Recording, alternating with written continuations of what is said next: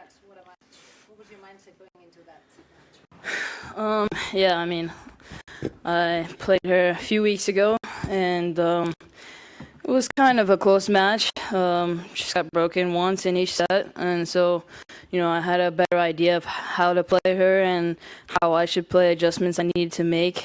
And so, I mean, I think that I just went in trying to play my game still, doing the same things that I've been doing. But, I mean, I had a few adjustments I needed to make from the last time we played.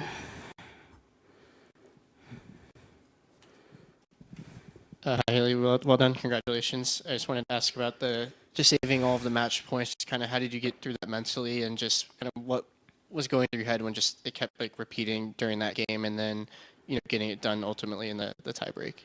I mean, just to play one more point, make one more ball, and make sure that I'm making her earn that point. If she was gonna win, she was gonna have to earn it.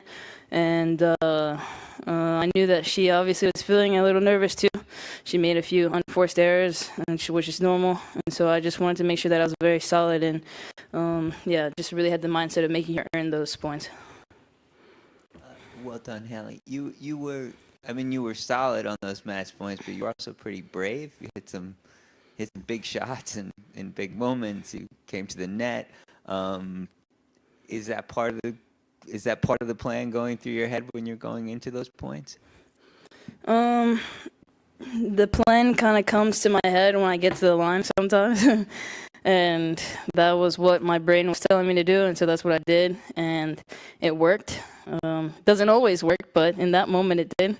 So I was really happy. I think it was an uncomfortable situation for her, me serving and bowling, and hitting a drop shot. I think maybe one of the match points I did.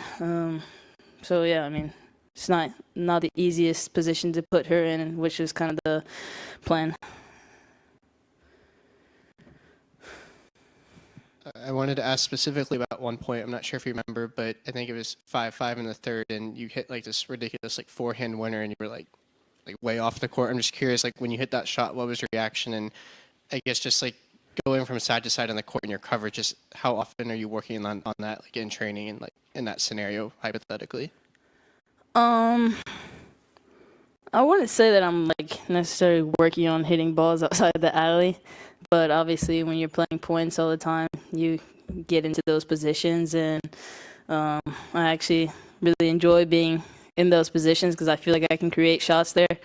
And I was able to do it in a really big moment, and I think that she, was maybe a little frightened by that. I know I would be if somebody came up with that in that moment, but yeah. You had a pretty epic racket smash the other day, or was it yesterday? Yeah. In that crazy tie break, and then you kind of reset and cruised through the third set, and then tonight you were serving for the match and got broken, and then sort of just reset in the tiebreaker. It kept coming down and reset there.